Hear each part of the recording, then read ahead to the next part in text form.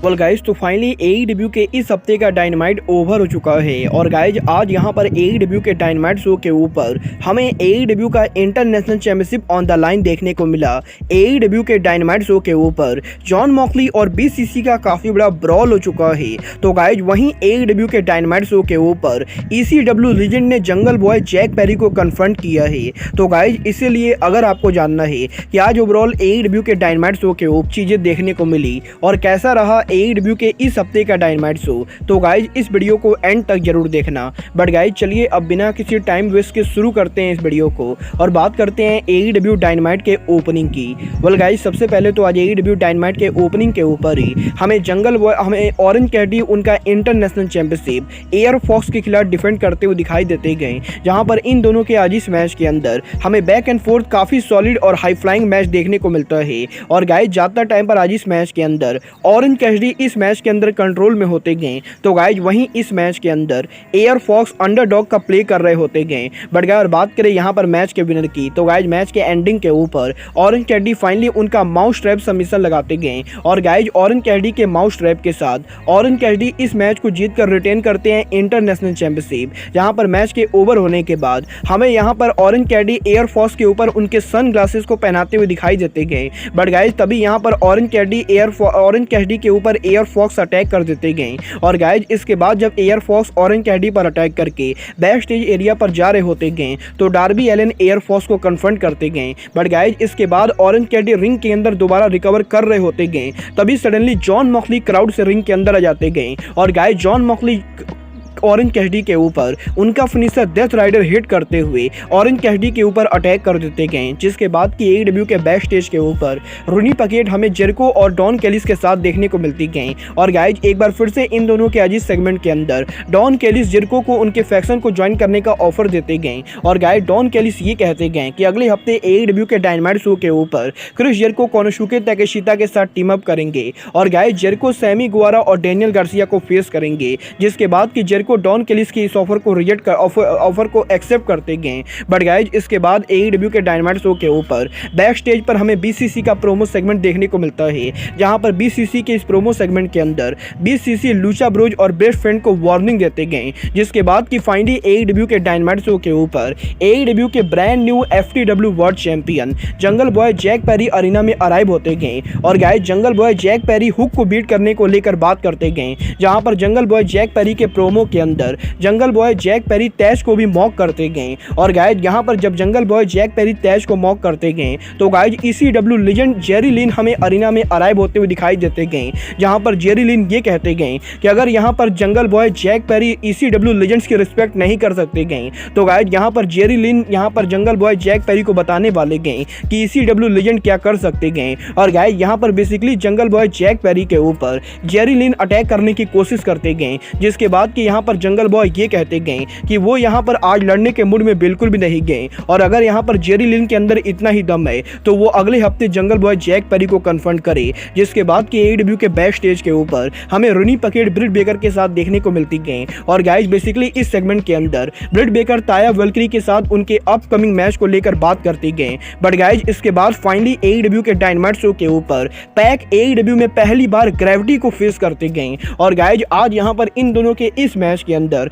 Crowd का gravity को काफी तगड़ा सपोर्ट होता है, जहां पर बैक एंड फोर्थ करीबन 12 मिनट के सॉलिड मैच के बाद मैच के एंडिंग मोमेंट के ऊपर पैक उनके सबमिशन ब्रूटलाइजर के साथ इस मैच को जीत जाते गए। जिसके बाद की एईडब्ल्यू के बैक स्टेज के ऊपर रूनी पकेट हमें एईडब्ल्यू के ब्लाइंड एलिमिनेटर टैग टूर्नामेंट के विनर एमजेएफ और एडम कोल के साथ देखने को मिलती गए। और गाइस यहां पर इन दोनों एमजेएफ एडम कोल को ये प्रॉमिस करते गए कि अगर एईडब्ल्यू के कोलिजन पर ये दोनों एईडब्ल्यू का टैग टीम चैंपियनशिप मैच हार भी जाते गए तब भी यहां पर एमजेएफ एडम कोल को एईडब्ल्यू का वर्ल्ड चैंपियनशिप मैच देंगे। बट गाइज यहाँ पर इन दोनों का ये सेगमेंट चल ही रहा होता है, तभी यहाँ पर रॉड्रिक स्ट्रॉन्ग एक बार फिर से एमजेएफ के ऊपर अटैक करने की कोशिश करते गए, जिसके बाद कि एडम कोल रॉड्रिक स्ट्रॉन्ग को वार्निंग देते गए। और गाइज एडम कोल ये कहते गए कि अगर यहाँ पर रॉड्रिक स्ट्रॉन्ग बार बार ऐसी हरकत करेंगे तो गाइज एडम कोल भी रॉड्रिक स्ट्रॉन्ग का साथ नहीं देने वाले गए। इसके बाद की बैक टू बैक हमें AEW के टैग चैंपियन FTR का प्रोमो सेगमेंट देखने को मिलता है। और गाइज यहाँ पर F के प्रोमो सेगमेंट के अंदर FTR एडम कोल और MJF को बीट करने को लेकर बात करते गए। बट गाइज इसके बाद AEW के रिंग के अंदर सॉर्ब स्टिकलैंड हमें एक बार फिर से AEW के अंदर डार्बी एलन को फेस करते हुए दिखाई देते गए। और गाइज वैसे तो आज इन दोनों का मैच काफ़ी ज़्यादा बढ़िया चल रहा होता है, बट गाइज मैच के एंडिंग पर जो होता है वो काफ़ी ज़्यादा शॉकिंग होता है, क्योंकि गाइज मैच के एंडिंग के ऊपर एयर फॉक्स मैच के अंदर इंटरफियर करते गए। और गाइज एयर फॉक्स के डार्बी एलन पर अटैक करने के बाद सॉर्ब स्टिकलैंड इस चीज़ का फायदा उठाकर मैच को जीत जाते गए, जहां पर मैच के ओवर होने के बाद सॉर्ब स्टिकलैंड एयर फॉक्स को मुगल एम्बेसी का मर्चेंडाइज ऑफर करते गए। और गाइज AEW के डायनामाइट शो के ऊपर AR Fox officially Mogul Embassy को ज्वाइन कर चुके गए। बट गाइज इसके बाद AEW के बैक स्टेज के ऊपर क्रिस जेरिको के लॉकर रूम के बाहर हमें यहां पर Jericho appreciation society member Matt Menard, Angelo Parker, Anna Jay और टाइकोंटी देखने को मिलते गए।